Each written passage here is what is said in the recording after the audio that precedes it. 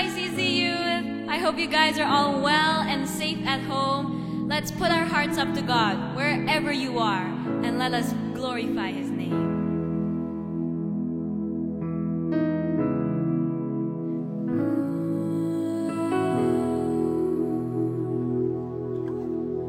There's a grace when the heart is under fire. Another way when the walls are closing in. And when I look at the space between what remains of me and this reckoning, I know I will never be alone. There was another in the fire, standing next to me. There was another in the water, holding back the seas. Should I ever need reminding of how I've been set free, there is a cross that bears the burden, where another died for me.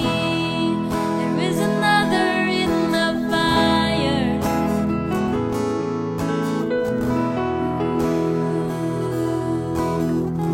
All my death left for dead beneath the waters.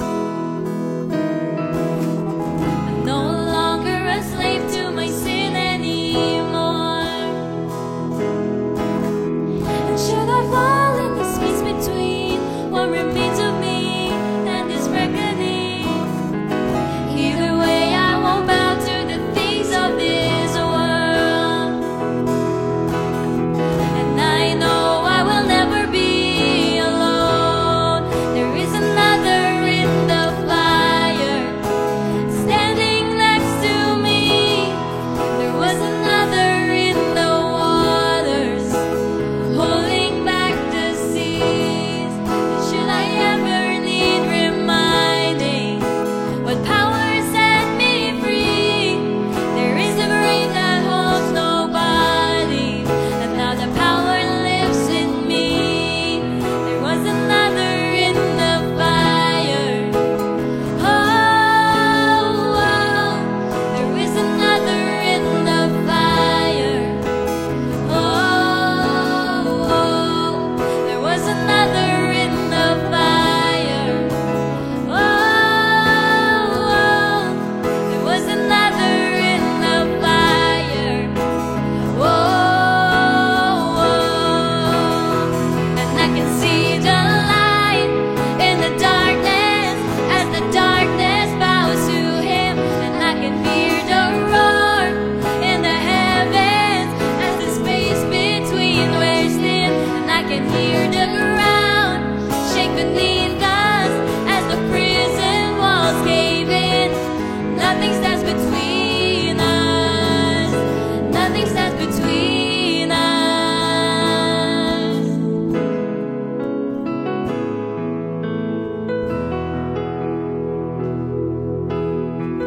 There is no other name but the name that is Jesus. He who was and still is and will be through it all. So come on me in the space between all the things unseen and this reckoning. I know I will never be alone. And I know I will never be alone. There was another in the fire, standing next to me. There was another in the waters, holding back the seas. And should I ever need reminding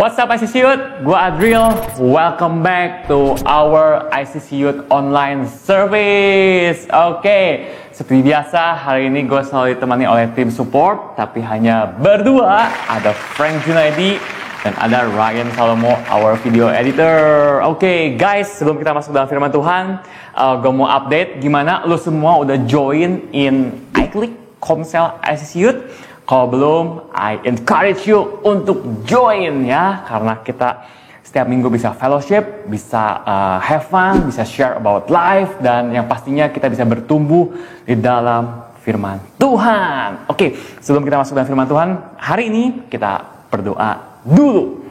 Tuhan, mengucap syukur Tuhan kalau hari ini kami boleh mendengarkan firman-Mu Tuhan.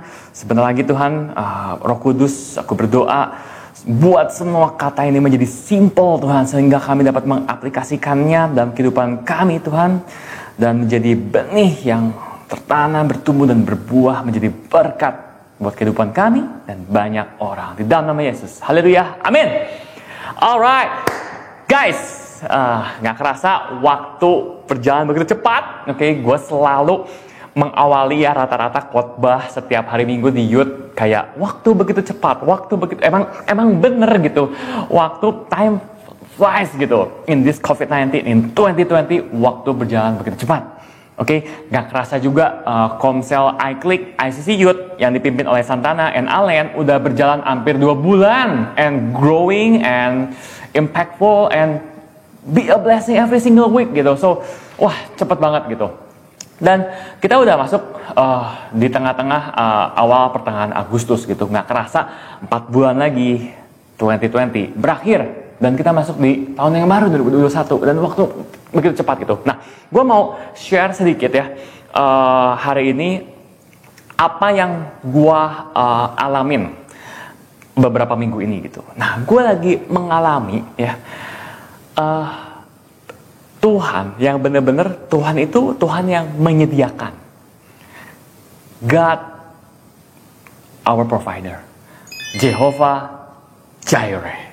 Nah, pertanyaannya adalah begini. Kita tahu Tuhan kita itu Tuhan yang menyediakan.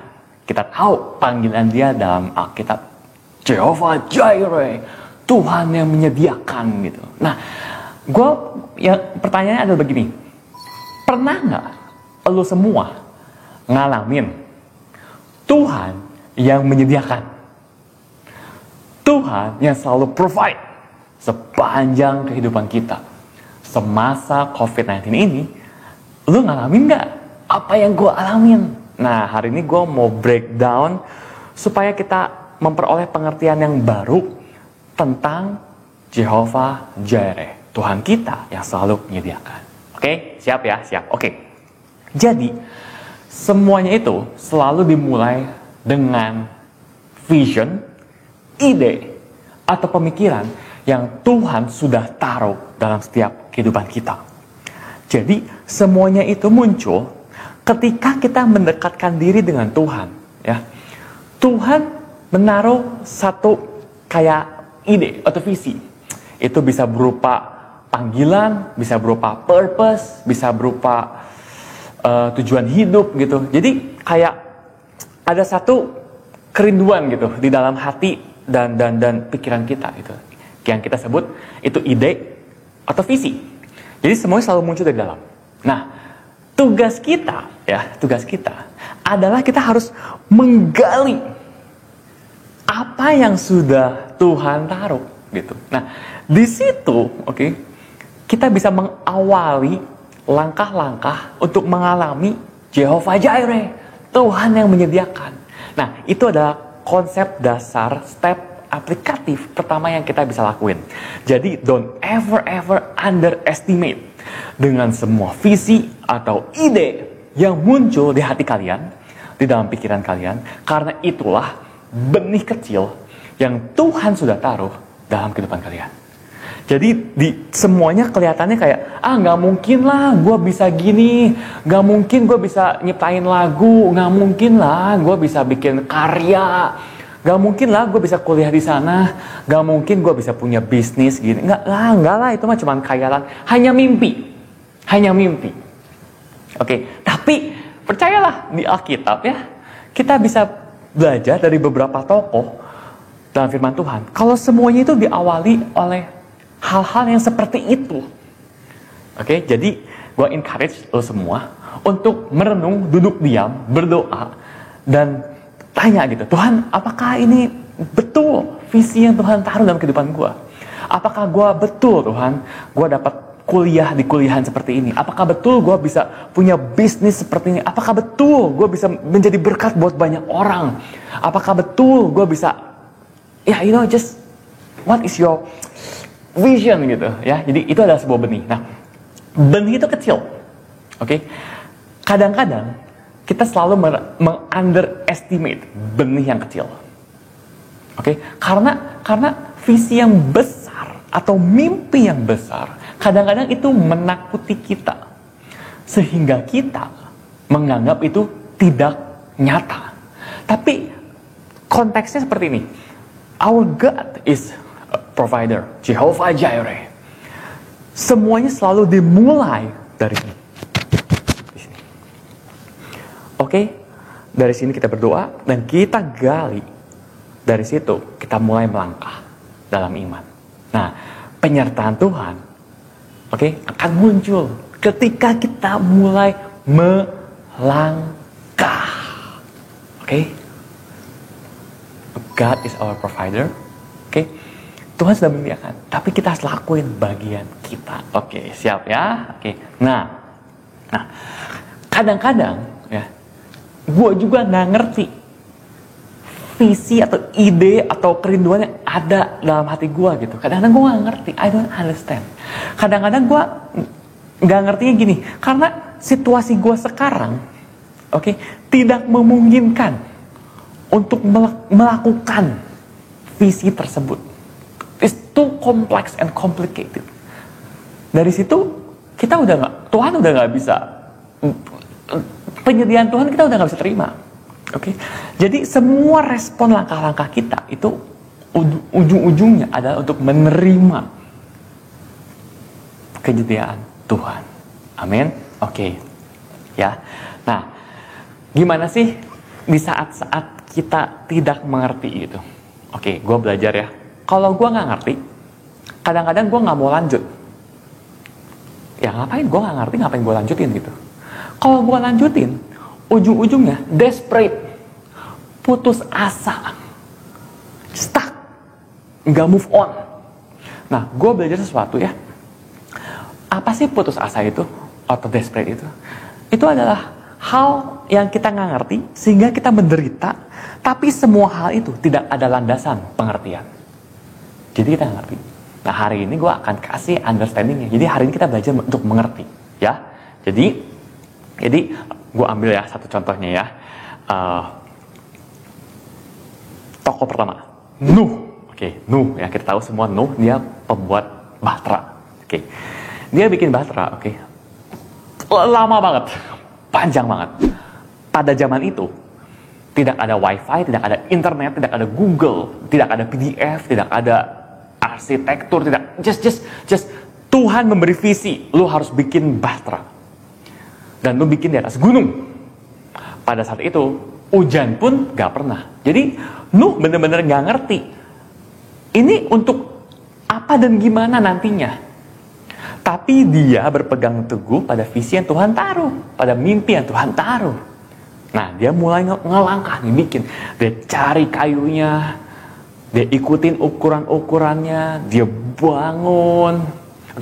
Kita bayangin ya. Kita bayangin bahtera atau perahu yang bisa membawa semua binatang sepasang-sepasang. Kita pikirin 40 hari, diombang-ambing dalam hujan gitu ya. Itu bahteranya se-complicated apa gitu. Pikirin aja. Berapa stok makanan yang harus dibawa, storage-nya seperti apa, tempat penempatan binatang-binatang seperti apa. Binatang karnivore, herbivore, omnivore, caranya gimana disekat-sekatinnya. Itu semuanya gak ngerti gitu. Kalau Tuhan download PDF-nya, email untuk Nu, mungkin lebih gampang.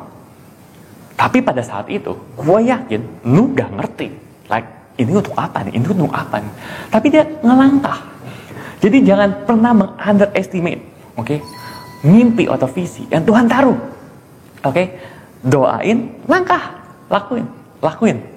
Terus, ya. Oke, lanjut ya. Yang kedua, oke. Jadi begitu kita udah tahu nih visinya apa, tugas kita adalah kita harus fokus di dalam.